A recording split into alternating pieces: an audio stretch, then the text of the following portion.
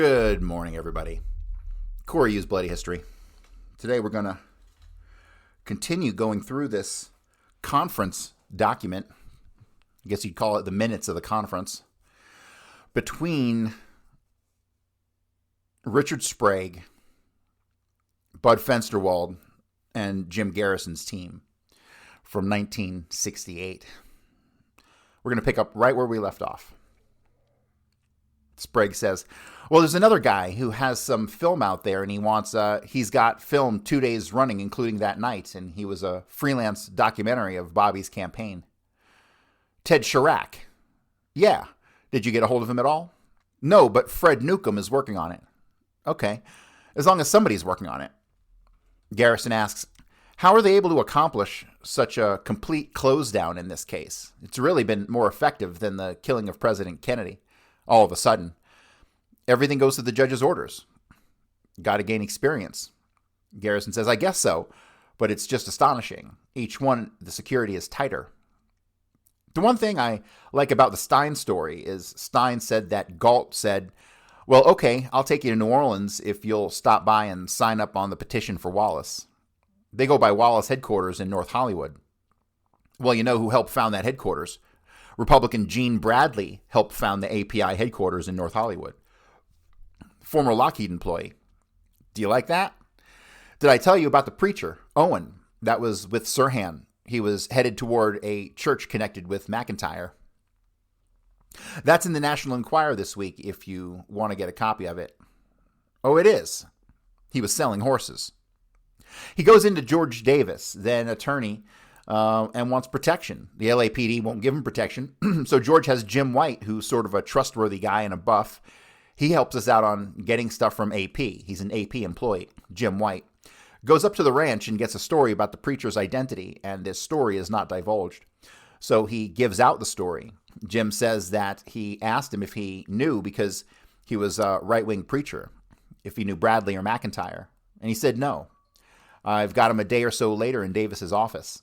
I did this hour and 15-minute tape with him. And I asked him on tape if he knew Gene Bradley. He says, yeah. Apparently, he said, I was a member of Colonel McIntyre's church from 58 to 59. I knew him as late as 64 through the church. I said, well, you haven't had any recent dealings? No. So on this tape, he tells me that on the night of Bobby's assassination, that the reason he couldn't be there at the Ambassador to deliver the horse is because he had to give a sermon at the Calvary Baptist Church in Oxnard. Oxnard, I think it's Oxnard, A-X-N-A-R-D, but it says here Oxnard, N-E-R. That's where the funny phone call came from. Yeah, that's right. It's not far from where Redacted lives. What? Redacted? Well, about a half hour before the assassination, a woman called frantically from Oxnard. The operator picked it up there from a public booth to the Dallas Police Department, warning of the assassination. Dallas or Los Angeles? Dallas, long distance to Dallas. Why would she phone long distance to Dallas? She had encountered some specifics, apparently. This seems to be You talking about the Jack Kennedy assassination? Yeah, the Jack Kennedy assassination. Oh, you never heard of the Oxnard phone call? No. Where'd you hear about this? It was published in the paper. Then they had the manager of the system out there. It's General Telephone that somehow her connection wandered onto our lines and our operators picked it up. And yes, 2 operators heard her calling Dallas Police Department, very frantic and warning that Kennedy would be assassinated. But they didn't think much of it. But then, of course, after he was assassinated, we called the FBI. Guys in the research chat, can I have you pull everything on this Oxnard phone call? Pretty please. Garrison said, it turned out to be a lone assassin, of course, so it didn't make any difference. Would you be interested in checking this out further? Because I can get out of the way. I'm sorry. I can get information out of the telephone company. Yeah, I heard one other thing, though, about that General Telephone Company in that area. Oxnard is on the Ventura Freeway going out from North Hollywood and Van Nuys. You know, Bradley's area. Now, a guy told me he's a Minuteman, so I think he's reliable, and he laughs. He had a woman friend who was working in the Van Nuys Exchange, which again is General Telephone, redacted circuits, and there was such a phone call placed by a woman from a public phone booth to the Dallas Police Department, again within an hour of the assassination. And that immediately after the assassination, the place was swarming with, and then it says redacted. What may have happened is that they may have given out Oxnard as a cover story, and the phone call may have been placed in Van Nuys. It may have been Bradley's daughter or wife or something like that. Where'd you see this, in the paper? I'll run off a copy. It's rather specific. In other words, I think they had a problem toning it down, bud. In other words, this isn't a rumor. This is quite specific in kind of a controlling situation. Yeah, they had 2 operators that overheard it, so they had problems there. This ties in with the informant in Miami who came to see you not long ago, Somerset, who swears that he got a call from Dallas about 10:30 on the morning of the 22nd from this Joe Miltier. Miltier said, "Don't worry about your friend Jack. We're going to take care of him today." You won't see him in Miami anymore, or something like that. I didn't see Somerset. No, you didn't, but he came here and talked to somebody on your staff. I think it was Alcott. Scambria says, Alcott, yeah. This was within the last few weeks. Yeah. He came down here and he was very anxious to talk to you. Was he present at the Miami thing? Yeah, he was with Miltier during the setup interview. He came down here to talk to you. I forget what the details were, but he talked to Alcott. I saw him briefly, I was introduced to him. Garrison said, I don't think Jim realized how important Somerset was, because if he had been with Miltier, I would have talked to him. Well, I didn't want to really press it, but I thought that we should be taken directly out to your house, but I didn't know whether you wanted. I think so too. Well, did they make a memo of it? I think Jim did. Well, I can tell you what he knows because he came here on my behalf and at my expense, although he didn't say so at the time. He said about Miltier, the thing about Miltier was, I can't tell you any more than what he says, is that at 10:30, Miltier called him from Dallas with this, "We're going to take care of Jack today" thing, and he tried to get a hold of 2 people on the Miami police that he has contact with. One of them had been up all night, and his wife didn't want to wake him. The second one he did get a hold of, and the guy just laughed. Now, I've talked to both of these Miami policemen, of course. The one guy who didn't get awakened can't confirm it. The second guy denies vehemently that Somerset called him. He denies it.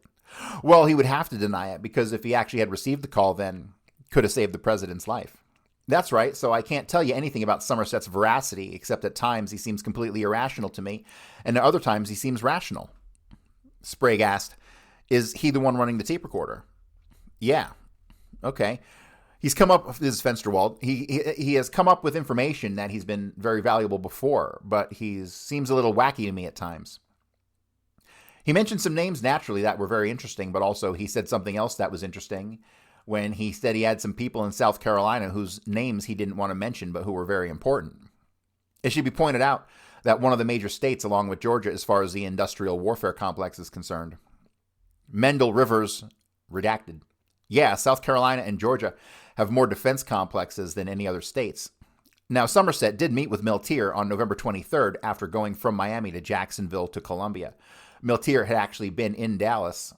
Hold on, this sentence is worded wrong, weird. Miltier actually had been in Dallas or not is something that I now, whether haven't been able to determine, but he called this policeman. How long was he in town for? In Dallas? No, New Orleans when he came down. Somerset? At 10:30, Miltier called him from Dallas and said, we're going to take care of Jack today. Oh, we have a duplicate page here, people. I'm sorry. Yeah, I don't know. This was not more than a month or 6 weeks ago. Yeah, I know, but how long did he stay in town here? Because I remember meeting him. I don't know. I've got a report from Miami police on his trip. I was hoping he was going to go to Memphis and other places. That's where he was supposed to go. Where's Miltier now? Why couldn't he be grabbed? He's in Valdosta, Georgia. Scambria said Jimmy wanted to send him out to the house, but either he had to leave or has Jim got a memo or something? I don't know, but I imagine that he does. And along with that, I'll give you the memo Somerset sent back. I don't have it with me, but I'll get it to you.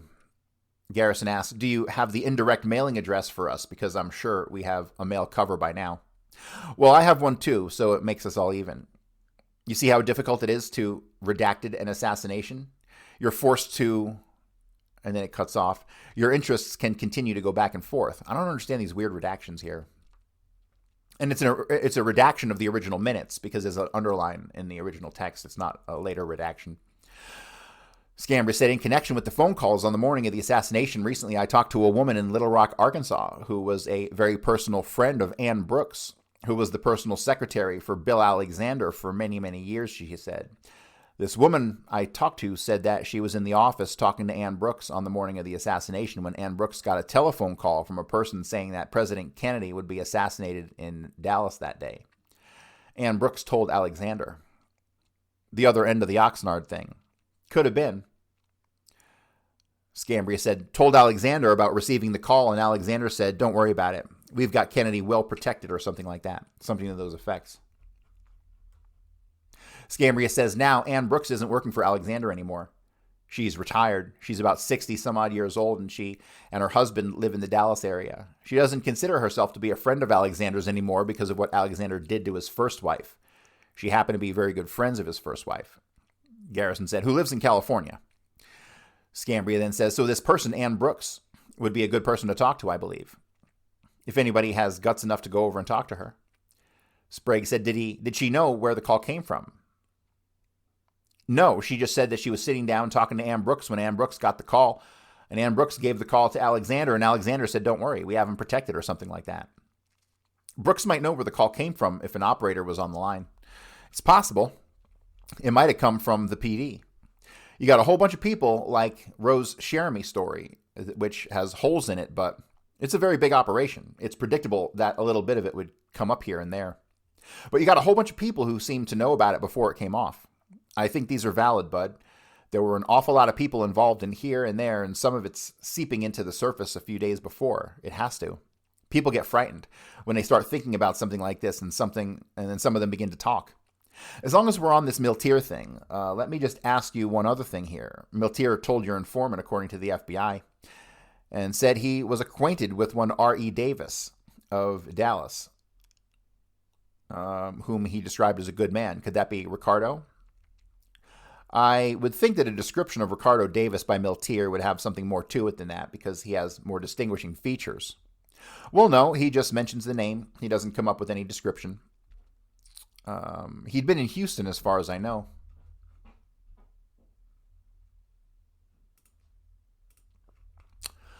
I would just have to say conceivably, but provably not. Did you ever have a man by the name of Davis on your original Truth or Consequences group? No, I don't think so. There's a local man named Davis who is extremely right-wing. What's his first name? Lou Davis, but it doesn't mean that he's... the rumble I got, Lubeck who? That Davis, is he an industrialist? Lou Davis? Yeah. Garrison said he used to be. He kind of faded for reasons that aren't clear. A few years ago, he had a very large gravel and concrete business. Construction? Yeah, construction. It may be the guy that Galt came to see, and he lived in Covington, Slidell, and operated his business there. Where's his office? That's by the industrial canal. That checks with something. Scambria says, as a matter of fact, when they said industrialist, I think that was the first name that came to our minds. With Davis? I got this out on the coast. I mean, just to pop into our minds. You did? From what source? From Lubeck. That's strange because I thought of him even though my only relationships with him have been friendly and I've had no reason to regard him as playing any active role in something like this.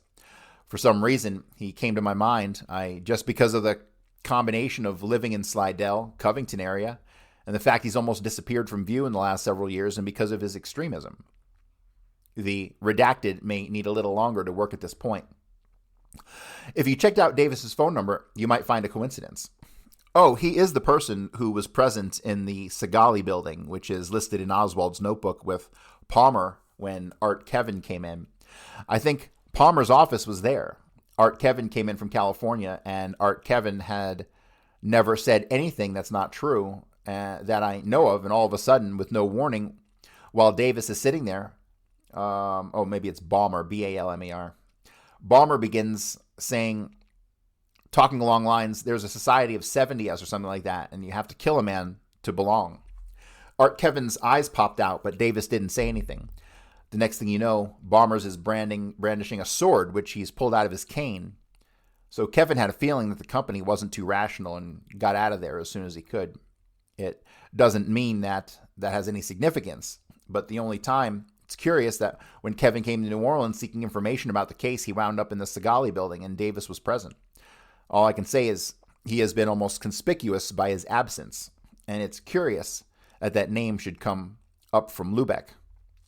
I think it was Lubeck somewhere on the coast. Somebody said, is there a guy by the name of Davis? He probably would be an NSRP or very close to it. Davis, he may have been on Jim's original committee. I said, God, I don't remember the name, but I'll find out. I can check the guy in Washington. The group research there has got the most massive card file on all. Garrison said, I've actually had it in mind talking to him because I thought that quite possibly he'd be an extremist who would give us information. Does he have a lot of money? He did have, but nobody knows now. The word is that he's put up the dough for the King thing. That's curious. That should come up in California. Lomax says that the Texas Telephone Company has uncovered the telephone number. Scambria says, somebody in California mentioned Lou Davis' name to us. Remember that letter to you. Can you show me that again? Garrison said. I don't remember where it is now. We got 3 letters from California. It would be in the right wing file. We have a pretty good filing system. Oh, the right wing file, really? Where's the right wing file nowadays? I ain't never seen it. Scambria said, I think it's a letter from Jaffe or something to that effect where Davis's name was mentioned, and I point out to you that, coming from California, well, I must have had my mind on something else because, it's one thing for us to be curious about Davis here. Brochures brought it up. Scambria says, no, it was before Brochures. Davis is curious for this reason because he's the only person we know, right-wing people. They have a lot of them around here who always had in his employ a man who was supposed to be his agent to gather intelligence. This is Balmer, who, rather odd person, but what he's gathering intelligence on. Balmer was in Oswald's notebook? No, the Segali building was, and that's where Balmer's office was. Balmer's the type of person that every client of his, he's the type of person who would have had occasion to be in the type of places where Oswald would have gone. Balmer knows everybody that Oswald knew here. Bannister et al. Yeah, everybody. As a matter of fact, he made one very interesting statement that the more we work on this, we just don't have the time to really develop it. But the more we work on it, the more we can see that it's true. He said to tell Garrison that if he really wants to find out about Lee Harvey Oswald, to check around the Riordan, Riordan coffee house. It has to be the Ryder coffee house. There's no such thing as a Riordan coffee house. That's where everything really happened. And more people we talk about in relation to that statement, the more true it becomes. Oswald was there quite a bit. So to sum up the point by saying that Davis's right-hand man has some unusual knowledge about Oswald, I don't think Balmer's too important. He's an extension of Lou Davis. Isn't Lou Davis his godfather or something? I don't know about that. Lou Davis is a powerful kind of heavy-set fellow with a broken nose. Rather distinctive looking. I was just thinking that maybe Balmer is somehow connected with Ray in this whole King thing. Garrison said, I don't think so. How old is Davis, Jim? Davis would be in his early 50s. I think you described him as an activist to some extent. Does he look pretty bellicose at all? Yeah. Do you know where the guy with the bent nose comes in? Yeah, but the only thing is that tattoos were mentioned there, and I thought about that, but I don't recall tattoos. He has something on his knuckles, didn't he? Yes, a kind of skin problem on the back of his hands, but he has no tattoos. Maybe that's why he got the skin problems. Well, I guess you're right. Come to think of it, it's possible. I must say it occurred to me independently of all this when I heard industrialists in New Orleans that I called Balmer in and questioned him for several hours, but my approach to it was so close to Lou Davis was, do you think Lou Davis would be able to help us? Along these lines, and he thought so and so forth, but I held off talking to him because I had regarded him as a person to be inquired into. And I don't like to talk to that individual until we know more about him than he knows about us. I must say I'm surprised to see that come from California independently because that was, where did it come from? I'm trying to remember. I'll have to go back to my notes. Sprague asks, is it possible that Lomax actually has the number and it turned out to be Davis's number and has given that information to the California researchers? Garrison said, I can add one more thing about Lou Davis. He's always been friendly to me, so, I have no great enthusiasm in recalling some of these things, but I can recall that on a field case when we had lunch, I generally avoided him because the lunches lasted for hours and they talked endlessly about the communist menace in the area. And he had done undercover investigation that the campus at Tulane was full of communists and the whole area was full of communists. So he does have a kind of point of view which coincides with Hoover's, you might say, as well as SRP. As a matter of fact, Balmer's function until he graduated from law school was to determine which professors and which students were communists on the campus. I think they kept it a secret if they found out who they were. What's Ballmer's first name? Thomas Ballmer, Baulmer. Tommy Ballmer. All right, guys, let's pull everything on Tommy Ballmer, please. I know we've looked at him before, but we got to take another look. Did they call him Tommy? Yes, Ballmer. Yes, they were getting someplace, but now we're getting right back to Lomax. Why? Well, because in one of his reports, Lomax quoting Stein is back at his sister's place that night, and in comes Galt, and I got it right here. Let me get it straight. I remember Stein saying that the industrialist had an office on Canal or near Canal. He did. I didn't know that. Stein said that? Where did he say that? Yes, sir. It was in one of Lomax's articles, one of those series. Lou Davis sure had an office on Canal beginning. Jim, I think we can accomplish something here. Let me read you this. Tommy Ballmer's father was from Germany. We're all getting a little bit paranoid again. Here it is, taking turns driving. Galt and Stein are driving and arrived in New Orleans about noon December 17th. Galt checked into the Provincial Hotel in the French Quarter. Stein stayed with his sister, Mrs. Leroy Lee, who lived in the French Quarter. Before departing, Galt remarked that he was to meet with an engineer or contractor. Louis Lomax, who corresponds for the North American Newspaper Alliance, wrote on April 28th at approximately 3:30 that afternoon that Tommy, a close friend of Ray's, and they all laugh. Christ almighty, I didn't read that issue. Tommy, a close friend of Ray's, now understands Lomax uses Ray. Galt, he's accepted that they are one person, so he means Galt. Here I'm talking to Tommy Ballmer for 2 hours. It was in the International Trade Mart. That evening, Ray visited Tommy and told him that he saw him in the Trade Mart. When Tommy asked why Ray did not approach him in the Trade Mart, Ray replied, "I was busy." Scambria asked, don't you have the bit about the canal in there somewhere? No, I don't remember that. It was one of Lomax's stories. Fensterwald asks, does Davis show up in this whole business with the Teamsters and Parton anywhere? No, Davis is completely preoccupied with the communist menace. He considered himself a leader of some kind, but you can't tell a leader of what. Ballmer, he tried to get Ballmer in my office for several years, very insistently, as an undercover man and as everything else, but I just rejected that. That's all you needed. That's all I needed. Do you spell it Tommy or I-E? Why? He's got I-E, but it's phonetic, I'm sure. I made quite a few knots on that interview with Monday morning. Can we drag it out? Well, see if we can find him. No, it was afterwards that I was talking to somebody about Ballmer, and I learned of the fact that his father, here it is, his father was a cook, a chef at the Roosevelt when he died, but he'd gone to Heidelberg in Germany. You see, Germans keep coming up in this thing, like Lorenz and at the downtown Lincoln Mercury, who was in the SS. And he had some military aspect to his early career and had gone to Heidelberg, which I found interesting because of Ballmer's connection with Lou. But nothing developed. I haven't gone into it further, and I didn't know that Davis came up in California. Bud, can you get to the General Telephone? Can you get the telephone company in Houston or whatever? Would it be AT&T? I don't know. I can try. My muscle is contracted considerably. Did you hear about Tommy? Tommy Ballmer? And checks for Lomax. Would you read that sentence, somebody in the phone company? All right, next tape. Gentlemen, can we take a break?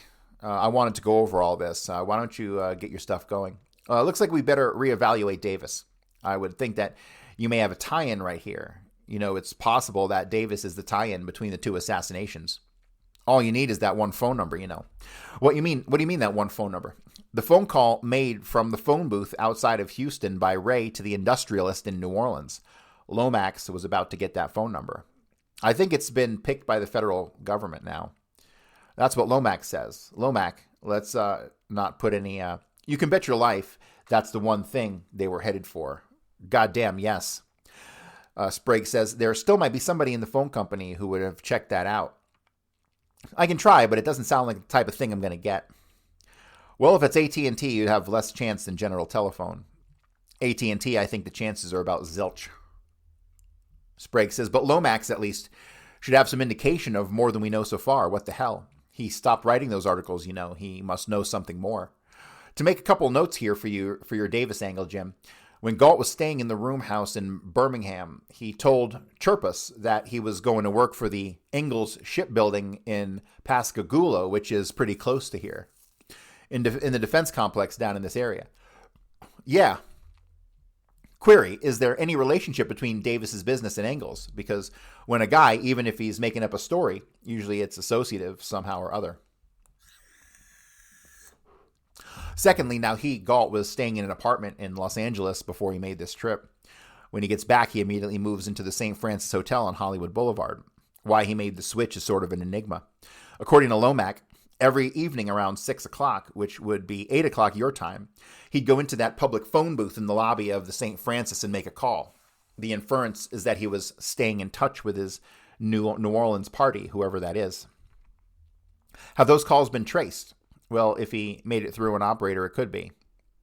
He'd have to do it in a phone booth. He couldn't dial direct on a coin situation or a credit card situation. That's AT&T in Hollywood. Of course, all this long line stuff is AT&T anyway. It's all their trucks. That's right. Sprague said, no, not necessarily. It has to go through General Telephone or by South Bay area.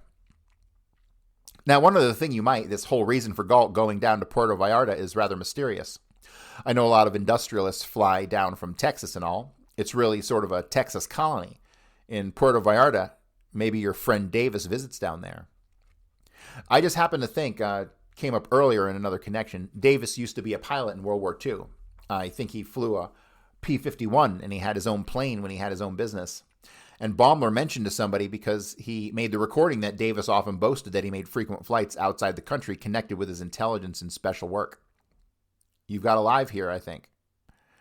I might add this. I think I can show you some more specific examples about what I'm about to say. If he's involved at all, I think the only way to understand this is that the government agency, at the very least, a part of the CIA, operated to some extent through the NSRP and utilizes these individuals to obtain its own ends. You can reach a lot of confusion if you think of oil companies as oil companies, or this guy as just an extremist. The important thing about Davis is that he has lines to a part of the intelligence apparatus that we have not been aware of before. And you've also got to keep in mind that it's entirely possible that Davis is another Shaw.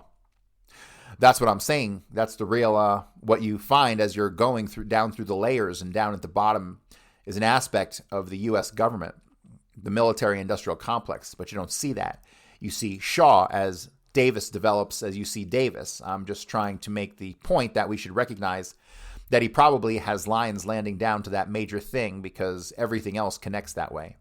He does look nice, doesn't he? He looks interesting. He's intriguing as hell at this point. Is there any connection between Davis and de Mohrenschildt? I don't know of any. This is the first time Davis has come up for us. This thing is, you can tell this was an audio transcription because a lot of the words are just wrong. De Mohrenschildt, it says Demon Shoud, but it's de Mohrenschildt, used to live in New Orleans, in the 30s, and he mentions that in passing. I went back and looked it up, and I haven't been able to find precisely where he lived, but I know some people here probably do. This is a little off track, but a New Orleans angle again. Commission Exhibit 2812 is the one with an anonymous correspondent writing the New York outfit saying, the Ruby Man, in broken English, did know Oswald. They stayed together for a week in the St. Mary's Project with 2 Cubans. Okay, let me pause. All these sightings of Oswald with all these people, I just don't buy anymore. I don't believe for a split second Oswald interacted at Guy Bannister's office whatsoever, other than maybe with Kerry Thornley. But Kerry Thornley and Oswald were never seen there together. It was only one person ever seen there, and he was identified as Oswald. But it couldn't have been Oswald. It had to have been Thornley, because Thornley was balls deep with David Ferrie and Guy Bannister and Martin McAuliffe and all those guys. So when I see statements like this, the Ruby Man knew Oswald, and they stayed together for a week in the St. Mary's Project with 2 Cubans. What is the St. Mary's Project? I don't understand what that is. Is it in New Orleans? Because remember, Oswald lived at St. Mary's. 1454 and 1452 St. Mary's. So I'm going to have to look that up. Or if someone wants to grab that for me, that would be fantastic. But no, it was most certainly not Oswald. And if you have Jack Ruby staying with 2 Cubans and Oswald, that's fucking, who is that? Come on, you know who it is. It's William Seymour. It has to be William Seymour because remember, you had Lauren Hall, who paraded as a Cuban named Lorenzo Pasillo. And then you had Lawrence Howard, who went by Leopoldo, right? So this is why, like, I completely discredit the notion that Oswald knew these people. That's a good one, as I am to say so many things that I had. That's a good one. I had it in my hand. Which one is that? The FBI interview that woman out there, hell, that was just a superficial inquiry made. The lead is, as I see it, to find out what Cubans were staying. He pins it down to the 1600 block or something like that. Okay, so 1600 block of St. Mary's. Oswald lived at 1454 in 10 years before this, or 8 years before this, 1956, right? So what would be the connection here? Remember, we have Myrtle Evans, who admitted she worked for the government in early 1940s. What did she do? Nobody knows. I can't even find it on the historical sites. So this is very interesting to me. Allegedly, Jack Ruby, Oswald, and 2 Cubans stayed in the 1600 block of St. Mary's. This is just too close to Oswald's old former address. The FBI interviewed that woman out there. Hell, that was just a superficial inquiry. The lead is, as I see it, to find out what Cubans were staying. He pins it down to the 1600 block or something. It begins a long harangue in the 26 volumes on this. Yeah, but the point is to find out what Cuban names were there and did they match up with some names we got. Did you ever find out the names of the 30 Cubans at Parkland Hospital, which is another project? I think we looked that up in the city directory at the time and got no help there. Although it had Cuban names mentioned, they didn't tie in with those mentioned in the exhibits. Of course, the trouble is that they will change the name at that point and give you, let's say, a true exhibit up to that point, and then they give you false Cuban names, you see. But this one may still be sitting there, that housing, store all their records. You may come up with Ricardo Davis or some damn name that we know. I'll go out there Monday and try if you want. Another interesting thing is that Lee Harvey Oswald, when he was a boy, lived on St. Mary's. Holy shit. So Garrison and I, this is T, that's, who the hell is that? That's Bill, what's his name, is one of the guys there with Sprague. But yeah, that's fascinating. That's so crazy that I would catch that and then he caught it. Another interesting thing is that Lee Harvey Oswald, when he was a boy, lived on St. Mary's. He lived in the 1400 block of St. Mary, and that connection, that's an interesting thing. Is that just a diversion for just a minute? It's something that's been overlooked. I think it's very important to keep in mind that control that they kept over Oswald. By the summer of 63, he was literally the indispensable man to such an extent that if he'd been killed in an automobile accident, they might not have gone ahead with the assassination. The fact that he had been in Russia for 30 months was the main thing that stopped most brains in the country from thinking any farther. That they would have just allowed him to go live anywhere he wanted. They had babysitters in Dallas for him all the time. So taking that view, I went into circumstances of his selection of the 4900 block of Magazine. I went through all the names of individuals living at the 4900 block of Magazine to see if there was an intelligence aspect. Some months after Oswald had left, that young man living 2 doors away, had moved from that block, which is one of the poorest blocks in the city of New Orleans, to number 10 Locke Street, which is one of the wealthiest blocks in the city of New Orleans. Looking in the Red Book on number 10 Locke Street, I found that was owned by the Omnirand Corporation, which is, of course, indicative of the Central Intelligence Agency. The Omnirand Corporation. I don't know the spelling. Obviously, the spelling here is wrong. Omnirad. Anybody got anything on the Omnirad Corporation? Which is, of course, indicative of the CIA. The Omnirad Corp. I then went to the phone book for that year and found out that the Omnirad Corp was not listed. It's a Washington outfit. That's why. Is it? You know what they do? I've got the same firm. I'll look it up. It's run by homosexuals, and they buy and sell. They will pick up a French Mr. A fighter and sell them to Israel. Oh, they'll pick up a French Mr. A fighter and sell them to Israel and things like that. Do they have any intelligence out? Oh, they've got to have. They can't operate. In that area, you don't operate unless you have CIA connections. This is fascinating. Who the hell is this guy they're talking about? Living 2 doors away from Oswald. Interesting. Let's see if we can't find that name. All right, now if you can develop the Omnirad what the fuck was it called? They got it spelt wrong again. The Omnirad Corporation, that would be. I brought the address on it if I got it with me. It rings a bell with me too, but I can't remember where I've, unless it may be Omni, something else. Well, I'll make note of it. Anyway, the point was that I found another individual living several doors away that in that very poor block, moving to the Omnirac Corp house in one of the richest blocks in town, being some indication that this is just not an ordinary block. So the question then arises, how did Oswald find his way to 4907? Julian Evans, here we go, back to Myrtle Evans again. Julian Evans, now remember in his application to work at Riley Coffee Company, he gives Lieutenant J. Evans of the Marines as a reference.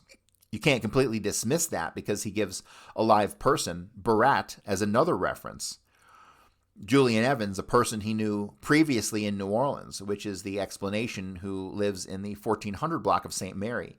In that vicinity, took him around and they looked at houses on the 4900 block. That's the explanation.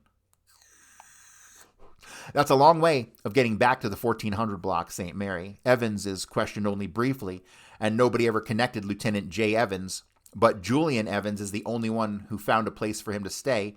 Then he disappears from sight. Who's the man who moved to Omnirac Corp?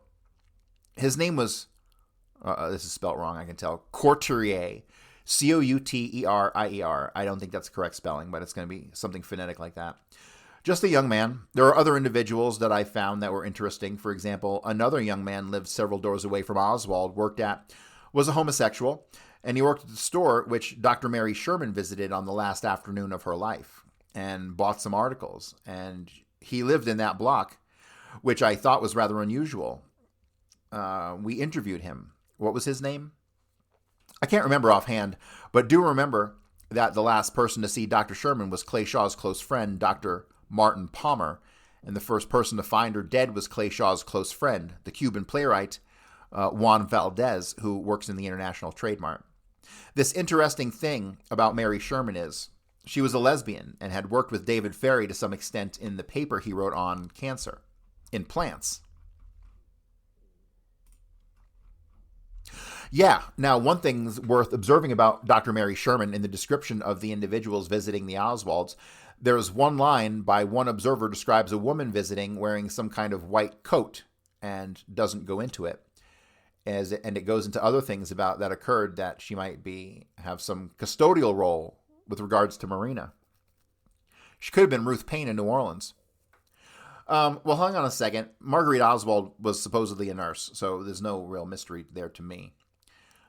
Requiring here elimination, her elimination. Her elimination was very violent, and furthermore, I went into details of what happened to her stuff was taken, her automobile keys, for example, and some of her personal effects, that they were found in uptown area where quite a number of Cubans lived in the Chestnut Street, around the 3500 block of Chestnut, which is where we've been fooling around sometime earlier with Miguel Torres and these other people. They hang around Washington and Magazine. Washington and Magazine brings you back again to the reference that Oswald gave in another job application, because he gave the 2500 block of Magazine as the address of Charles LeBlanc of the Riley Coffee Company. Is William Riley CIA? How about the other babysitters that he had? Jagger Charles Stovall? Yes, probably. William Riley with CIA was Jerry Patrick. That's Jerry Hemming. Anytime you see Jerry Patrick, Jerry with a J and Patrick, that's Jerry Hemming. William Riley with CIA was Jerry Patrick. Couldn't make out this part too well. I don't know. I take it with a grain of salt. I wondered what Jim knew about it. We don't know anything about him except that Eustace Riley, who was one of the people operating the Riley Coffee Company, was very attractive with the Metropolitan Crime Commission. And when the Crime Commission contacted us during the course of our investigation into the Kennedy affair, even had an advertisement in the paper saying, in effect, that if what we say is true, there are many things wrong with our government. So therefore, they're going to have to disprove you. So I was interested in who was active on the board of directors in the Metropolitan Crime Commission, and I found out that 16 men running it, one of them was the man running the Riley Coffee Company. Now, the vice president of the Riley Coffee Company, who was interviewed by the FBI about Oswald, was William Monahan, a career FBI man who had previously left the FBI to become vice president of Standard Fruit. then Standard Fruit to become vice president of the Riley Coffee Company. He's performing some kind of governmental operation. It all has to do with Central America. Yes, so it doesn't matter whether it's Riley or not. They have some kind of an operation there at the Riley Coffee Company. Remember, the Riley Coffee Company, Standard Coffee Company, and the Allied Coffee Company are all the same company.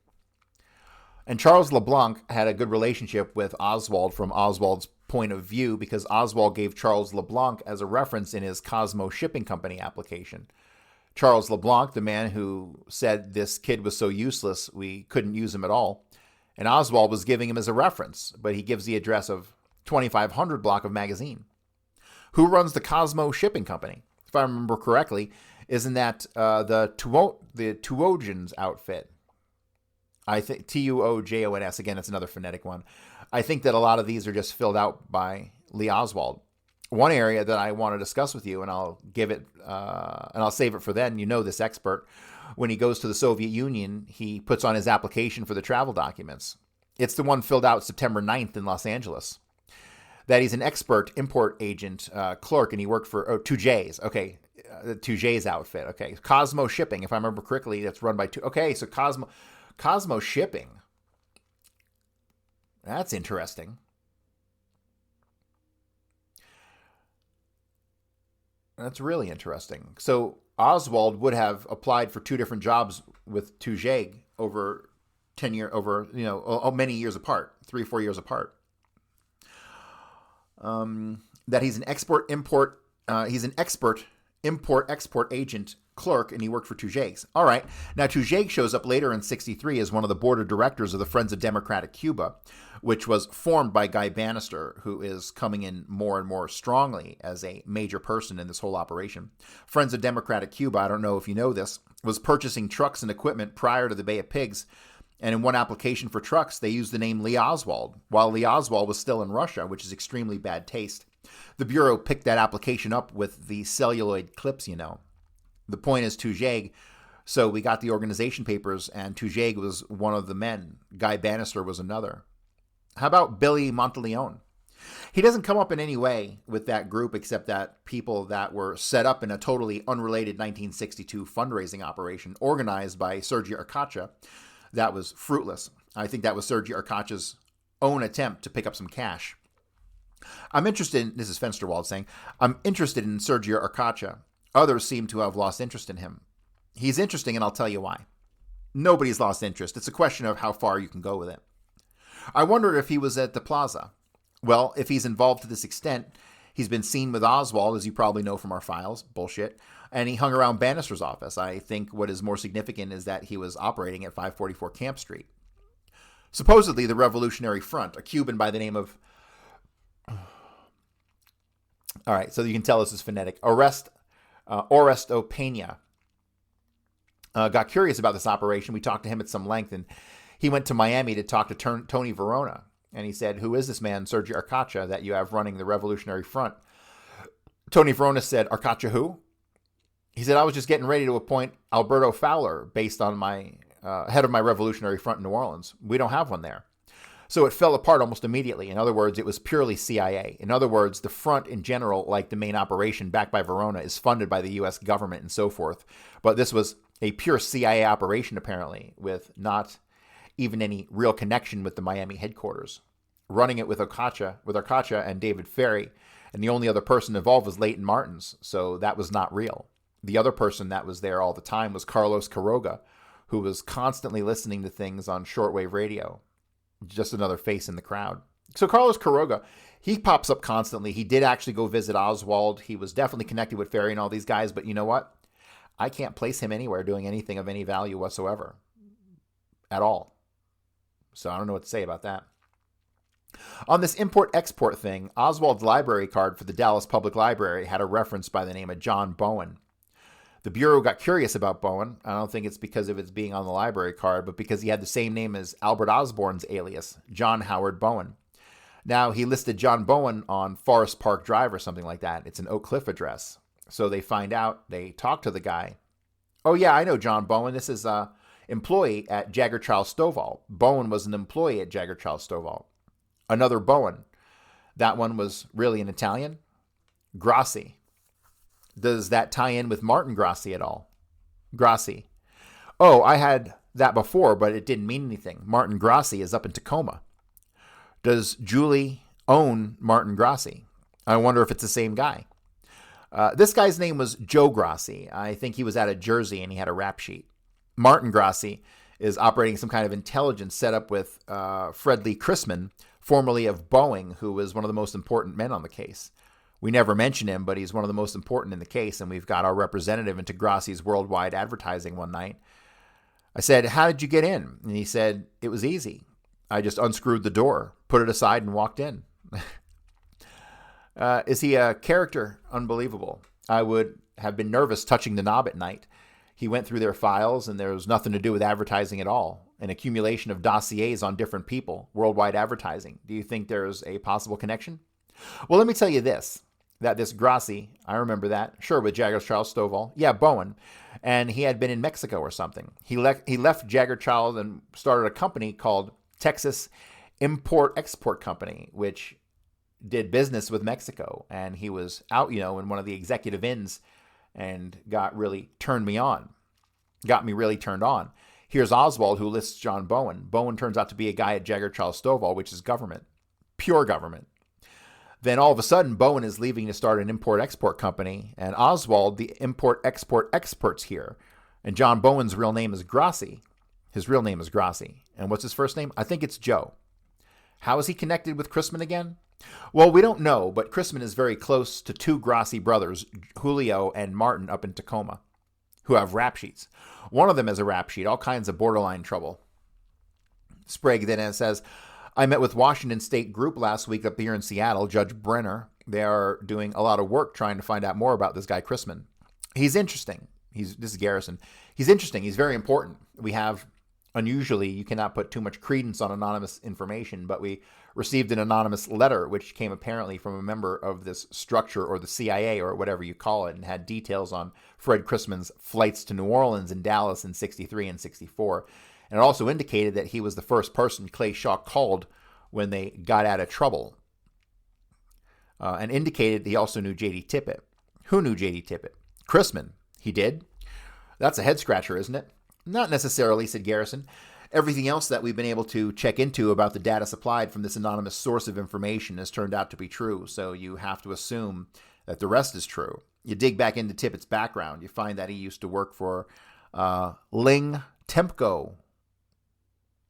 I don't know what that is. You dig into Fred Chrisman's background, you find out he also used to work for Bowen. You dig into Edgar Jim Bradley's background, you find out he used to work for Lockheed. The people in this structure either used to work for defense industries or else they're potential, and it's redacted. Must be saying spies. You go with Marenshall's immediate relatives, and you find that one is an executive at Lockheed at Sunnydale. Ragnar UI and leaves the country. His son, the Bureau, couldn't locate him. He left November 23rd for an extended trip in Europe. The Bureau is confused at the operating level. Not at the top because they know what the story is going to be before it happens. But at the operating level, they are confused when they find people like on their flat top. Where Oswald is giving out circulars, they find Martin Appelo. What's he doing there? He just came from Mexico. He's on vacation. He works for Lockheed at Sunnydale, California. What are you doing here? Well, I thought I'd come look at the flat top. You spend time in Dallas? Yes, I have relatives in Dallas. I go there quite frequently. One-page interview. He goes back to Sunnyvale. Sprague says, there's a guy from Lockheed who showed up in Paris with a story. He contacted Jeff Paley's office over there. Why don't you take over, Dick? We've been offering you and your opportunity. We keep monopolizing. Garrison says, I just wanted to underline the point that this is the common denominator that I have found, at least in the JFK killing, of virtually anybody has any role of any significance. If they did not work for, it's not just defense operation, but it's just one of the elements of the defense operations which got the major bite of the billions. I think we'll find ultimately that the reason for this is because they are almost one with the CIA and vice versa. I think we'll find that Allen Dulles constructed the CIA in his close coordination with certain corporations which were essential in the defense operation. That's why these people keep showing up. I don't want to go into it now, but every potential witness associated with Oswald at the Riley Coffee Company, almost everybody, now works in aerospace, NASA. I made a list of them on the theory that while the structure itself may have been invisible on the 22nd of November, that if you go back far enough with individuals or come later far enough, you can see the structure. And you do. The structure is aerospace. Don't forget our old friend Dwight D. Eisenhower's parting words. Garrison said that's the starting point, and that's the interesting thing that he waited until he departed to say. But don't forget that he did say it, and rather pointedly. Oh, there's no question that the whole story summed up in one paragraph. He didn't say things offhandedly. That's the prologue. What were they, in effect? His last public statement as president, as he was departing, said, "If America faces one danger, it's the military-industrial complex. Watch it." And he talks about the evils. He had come to smell it. Jack Kennedy came to see it, though. Jack Kennedy stumbled upon it, although he came in like a hawk. You had to get elected. He stumbled on it in the Bay of Pigs. He stuck his foot in it in the Bay of Pigs. Garrison said, but by October 62, he was in opposition to it. For example, the solution recommended to him by the military to the Cuban problem, you know what it was? Bomb Cuba, almost unanimously. In other words, I don't think they care about the results for the bombing. As long as you got some bombing once in a while, you don't need bombers. I think it really ends up being economics. Or missiles or bombs. Garrison said, I'm going to get from you later a little more information on that Lockheed relative because I'm accumulating a list of the defense complex individuals. All right. And where are we at? All right. So this looks like a good place to pause. Let me see what we got coming up. All right. So they're about to get back into the Martin Luther King stuff here. So yeah, this is a good place to break. We will pick this up right here tomorrow. Thanks, everybody.